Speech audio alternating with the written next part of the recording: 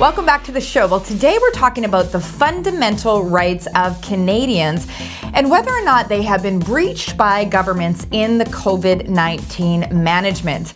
My guest today is the last remaining political leader alive who actually helped craft the Canadian Charter of Rights and Freedoms. Joining me today, the Honourable Brian Peckford.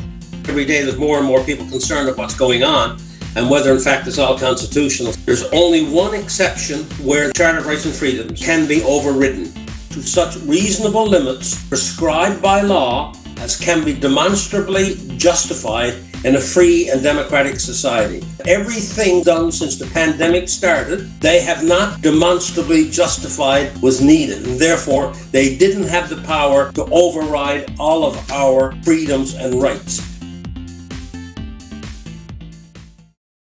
Canada's original constitution, the British North American Act, was passed in 1867, and at that time, Canada's constitution did not have a Bill of Rights that governments had to follow. In 82, the Charter was added to the constitution, and the guarantee of rights and freedoms in the Charter became a part of the supreme law of the land. Having a Charter of Rights and Freedoms in our constitution has brought Canada in line with other Western democracies in the world, all of whom have bills of rights that can be enforced by the courts to protect its private citizens. Canada's Charter of Rights and Freedoms includes freedoms such as freedom of conscience, religion, thought, belief, expression, the press, peaceful assembly, association, mobility rights, the right to liberty and security of the person.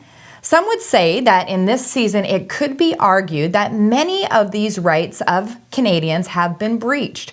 Well, here today to discuss the Charter and if or when it is ever granted by law to override the Charter rights of Canadians is none other than the Honourable Brian Peckford. Mr. Peckford is a very accomplished Canadian political leader. He was born in Newfoundland before it was Newfoundland Labrador, and he was also the first Conservative to gain a seat in its Legislative Assembly.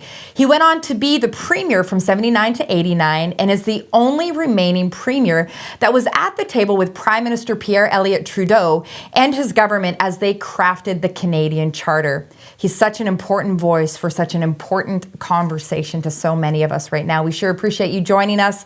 Without any further delay, let's get to it. Well, none other than the Honourable Brian Peckford. Thank you so much for joining me today, sir. You're kindly welcome. Good to be here. You know, well, to say that this is a critical conversation is an absolute understatement. You are the only remaining architect that's still alive today that was involved in the crafting of the Canadian Charter of Rights and Freedoms. So first off, I just want to drive right into it and talk about what was it that motivated you all at the time? Why was it so important for you to craft the Charter and then also to encase it inside of the Constitution? Well, there have been a number of efforts made over the years to craft something that will go in the Constitution which better protected the individual rights and privileges, if you will, freedoms, rights and freedoms, I should say, of citizens of the country. In 1960, the Honourable John Diefenbaker introduced into the House of Commons the Bill of Rights. And he should be acknowledged because it was the first time that rights of citizens was put into any kind of law.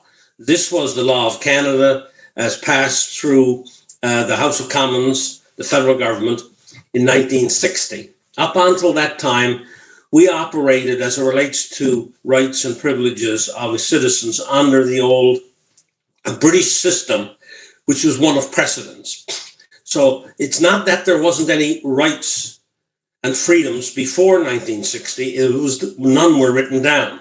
They were a matter of precedent. And so the courts looked to what other courts had decided and then build on that.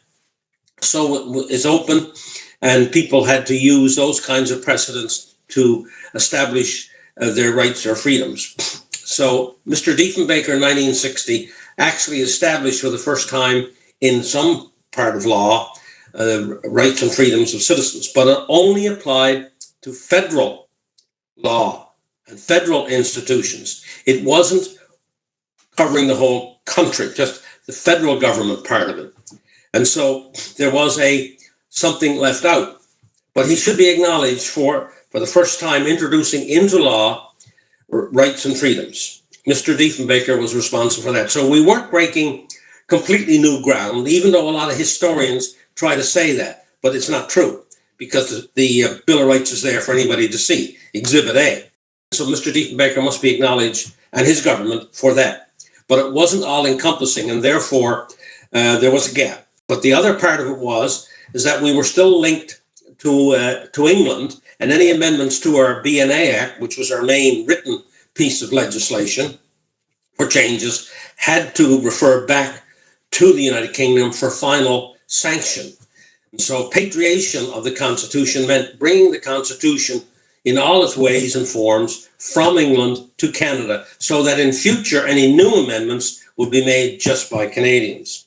And the second part was to add to it the things that were missing in 1960 Bill of Rights. Mr. Trudeau, Pierre Elliott Trudeau, was very insistent, as were other premiers, were interested in doing this patriation and also a Charter of Rights and Freedoms. As we got into this, the Prime Minister of Canada, Mr. Trudeau, decided that we were being too difficult as premiers and that he would go and do it on his own. The provinces said, no, you can't do that. That's illegal. That's unconstitutional. And we took Prime Minister Elliott Trudeau and his government to court.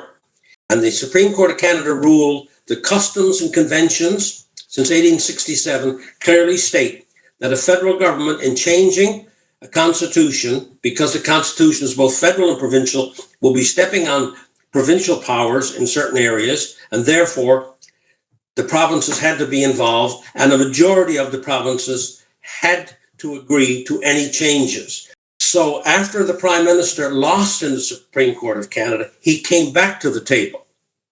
And then we negotiated what now is the Constitution Act of 1982, in which one of the components is the Charter of Rights and Freedoms. Now, I want to ask a question here, because I've heard you talk about this, how you felt, and your colleagues at the time felt, it was critical to have the Charter inside the Constitution, yes, so that future governments couldn't come and sort of easily flip it and mess with it. Is that correct? Exactly. And that was the whole reason for it, because the limited Bill of Rights of 1960 was just a federal act. So any majority government could come in at any time and quite easily change it. By putting it in the Constitution, it took it away from the Parliament and made it far more difficult to change the Constitution, because to change the Constitution, you need 7 out of 10 provinces and over 50% of the population. And in cases, some of the cases here, you would need unanimity. So by putting it in the Constitution, we enshrined it in a document which was beyond the easy access for a petty, small-minded government to change just because they had a majority in the Parliament of Canada. That's what we thought at the time, and that's what's been in existence since it passed was sort of approved in 1981 and passed in 1982, until this present pandemic came up, which has shown that even though it was in the Constitution, governments feel that they still have the right to go ahead and do things which violate the Constitution without ever going through the procedures that we thought were beyond a normal way of operating and breaking.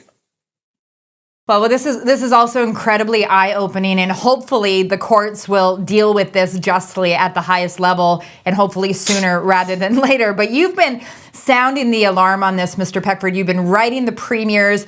You've been challenging them on the constitutionality of their behaviors on different levels. Now, I'm just going to rattle off a few things here from the Charter. You know, we have freedom of conscience. We have freedom of religion, freedom of peaceful assembly, freedom of mobility for the purpose of earning a living. These types of things are enshrined in the Charter. And yet there's this one section, so those start to rattle out in Section 2, but Section 1 talks about the one instance when governments can actually override these charter rights. Can you unpack that for our viewers? What's in Section 1? Yes, absolutely. I would love to. And this is crucial for Canadians who are concerned, and I think every day there's more and more people concerned of what's going on. and whether in fact it's all constitutional. So it's very important for people to understand this. All of these rights and freedoms that are there in the Charter of Rights and Freedoms that are now in our Constitution, there's only one exception where they can be overridden, where your rights and my rights as individuals can be surpassed, overridden. And we dealt with that in section number 1. Before we got into all the rights and freedoms, we said at the time that these could be overridden. And the situation is the Charter of Rights and Freedoms guarantees the rights and freedoms set out in it, subject only to such reasonable limits prescribed by law as can be demonstrably justified in a free and democratic society. I am arguing that everything that every government in Canada has done since the pandemic started, they have not demonstrably justified was needed, and therefore they didn't have the power to override all of our freedoms and rights. But they haven't demonstrably justified what they're doing is necessary. And if you look at Sweden, where they didn't bring in a lot of this, a lot of states in the United States, where they've had the pandemic just as severe or just there available to infect people, they didn't go the route that Canada has gone and other countries have gone, because it wasn't necessary. It was necessary to do something, but it wasn't necessary to do the draconian measures that a lot of governments have done and that the Canadian government has done and continues to do. Okay, and so you're challenging not only the federal government on this point of Section 1, but also the premiers, pretty much everyone. Now, and so let's talk about the free and democratic part, because we have been noticing here the mass shutdown of dissenting voices, whether it's a doctor, a nurse. You've got Dr. Byron Brittle, a very astute academic virologist, right, from the University of Guelph there. These are credible voices. These are not snowflakes. Like, these are people that know their field, and they're flagging concerns, and these voices are canceled. And so what you're basically, are you edging into this to say, okay, if to demonstrably justify this, you've got to let all voices come forward with the full strength. You've got to allow a robust debate in the context of Parliament, which was pretty much canceled for most of the pandemic. Exactly. And may the best proof win. Is that what you're saying? And is that what you're saying didn't happen? Exactly. The first thing that should have been done, well, there were certain things that they could do without violating the Constitution. Those they should have done, especially the most vulnerable. For the first 90 days of the pandemic, one can understand it was a new disease, if you will, even though over the years, swine flu, whatever, you can go back and see a lot of them. Fine, okay, you give them some allowance, okay. But after about 90 days, it became quite clear that there was a lot of data being accumulated very quickly, that the people who are most vulnerable in this kind of circumstance with this kind of pandemic were the elderly. The people over 70, but not just people over 70 with a number of other ailments or sicknesses which reduced their immunity and made the COVID more accessible to their system. So the first thing that should have been done was to protect the vulnerable, and the vulnerable were the elderly. And rather than start, getting into restraining people's rights and freedoms under the Charter of Rights and Freedoms. And so after 90 days or 100 days, there was a lot of information around that governments could have built a framework of combating this pandemic without taking away people's rights and freedoms. And the Great Barrington Declaration is a good example of this. These three big global experts in epidemiology were the first signatories to the Great Barrington Declaration that ended up having 40 or 50,000 scientists and doctors from all over the world sign it, and hundreds of thousands of concerned citizens sign it. And it said exactly what I just said: protect the vulnerable. You don't have to close the society down to get a handle on this pandemic. And people ignored them. As a matter of fact, some of these very leading epidemiologists were denigrated in the press. Later had to be backtracked, by the way. And so this was a real signal to the governments, with leading scientists in the world saying this. And governments, rather than sit down with these people and debate this and see how they could craft measures to combat the pandemic, because as we learned, the recovery rate was over 99% for anybody under 70. So that was the point at which governments should have taken notice, because it was expert speaking. And they did not. They did not. They were already into a fear mode, into a panic mode, and they continued on, as they're doing to this very day, to enact measures which cannot be demonstrably justified in a free and democratic society. The first thing the government really should have done when they looked at that Charter of Rights and Freedoms was get a select committee of the Parliament and bring in experts and make it public and allow for, as you just said, a robust debate to ensue, and then for the committee to make recommendations to the full Parliament and to government as to how they should proceed beyond what they already were doing. Or should they tailor it differently and target it differently? And that's where we fell down as a country. Canada did, but not in the United States, only parts of the United States.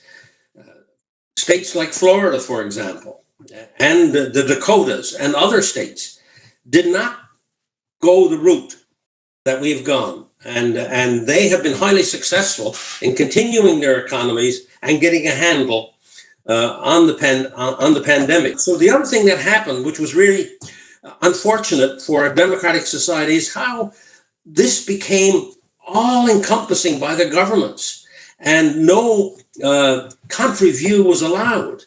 And now, since then, since back in even say March of 1990, the accumulation of data and evidence from Dr. McCullough, for example, in the United States, but from people all over the world. There's several different big organizations that have been formed now that have done wonderful scientific independent work, which demonstrates that the route that most governments in the Western society took was a wrong route. Right. And, you know, what's also a tragedy here is that for some of our viewers, this is the first time that they're hearing some of this information because the debate just hasn't been allowed to happen, even in the evening news, you know. So in a moment here, I'm going to ask you, how do we as citizens, the government works for us, we pay their salaries, we pay their benefits, we pay their pensions with our tax dollars. How do we hold governments to account on Section 1 in the context of the slow pace of the judiciary right now? But I also want to edge into, before we get there, into the current push with child vaccination, okay? So some of the rights in the Charter, freedom of conscience. I'm talking to parents. Some are totally fine with it. They say, we trust the people that are saying this is good and clear. There are other parents that are like, you know what, this is pushing my conscience to the limit. I'm willing to take a risk with myself, not willing to take a risk with my kids.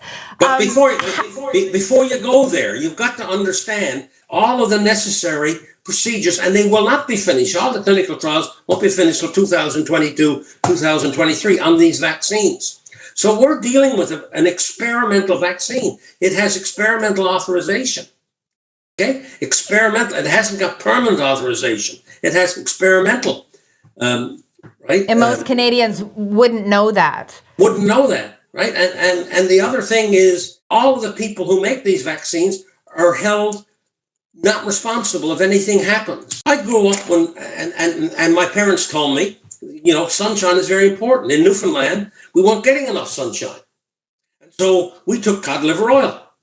Why the governments of Canada have not been saying, go out and get a test to see what your level of vitamin D is, because vitamin D counteracts, and if you do get it, your sickness will not be as great if you have sufficient vitamin D levels. Nobody is pushing vitamin D at all, and therefore that's why all these conspiracy theories have grown up, and legitimately so. Why isn't the government, at the same time as they're talking about in all the press conferences, saying, make sure you got your vitamin D levels up? Because in Canada, we're a northern country, and even in the middle of the summer, we're not getting the vitamin D levels that we need because we're not out in the sun long enough and the sun is not strong enough.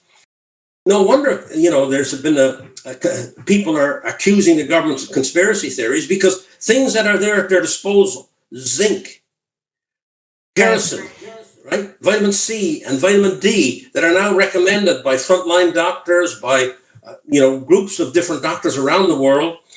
The problem we have is that we went on we hooked our wagon to to one star and then ignored all the other alternatives that were available. So the issue is not just that they didn't have all the studies done on these vaccines. The issue is also there were alternatives and are alternatives available which can help retard this pandemic and this disease. And they're not, and wherever they've used it, it's worked.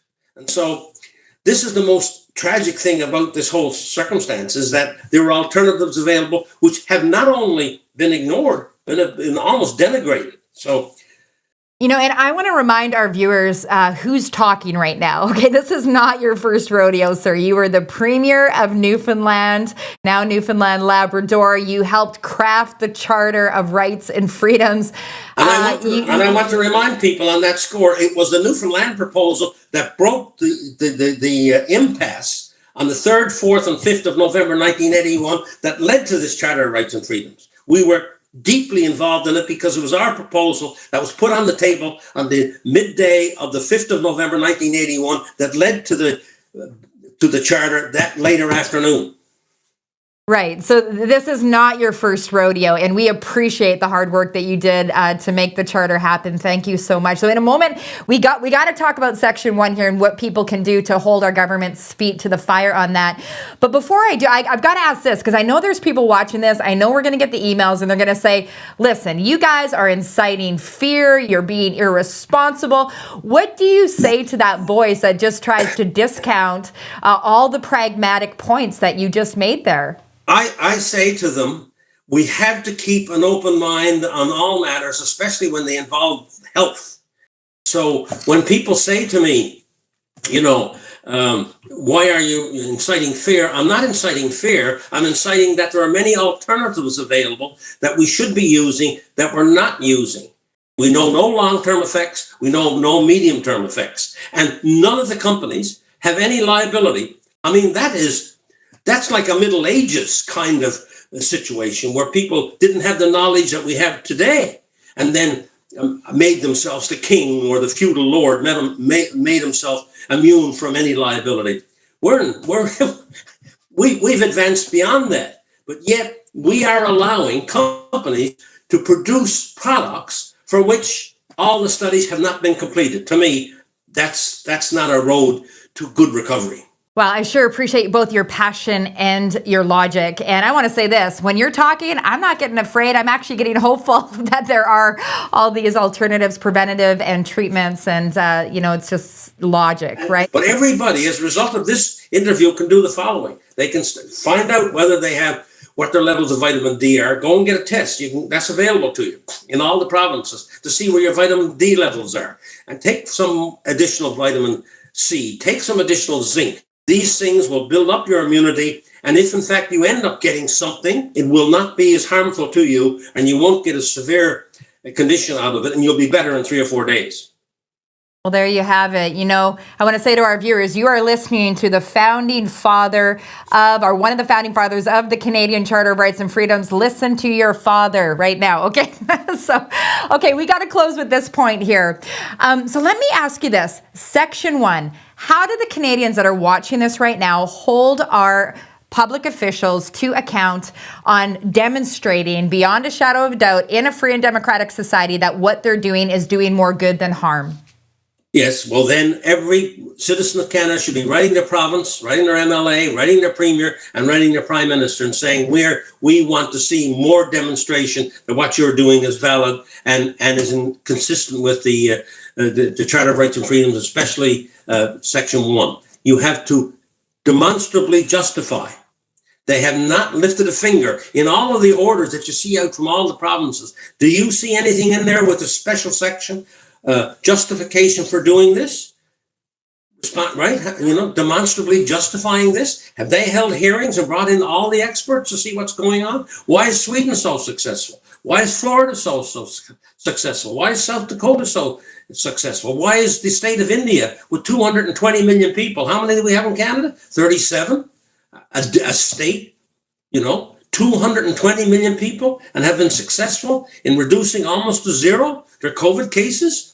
So there's lots of evidence out there. And so I would say to people, begin to do what a good democracy should be doing. Citizens have to get involved. A democracy is only healthy. A democracy will only last as long and be good insofar as a citizen is involved, participates. That means writing letters, that means joining groups, and to ensure that we have a more balanced approach to this going forward. Okay.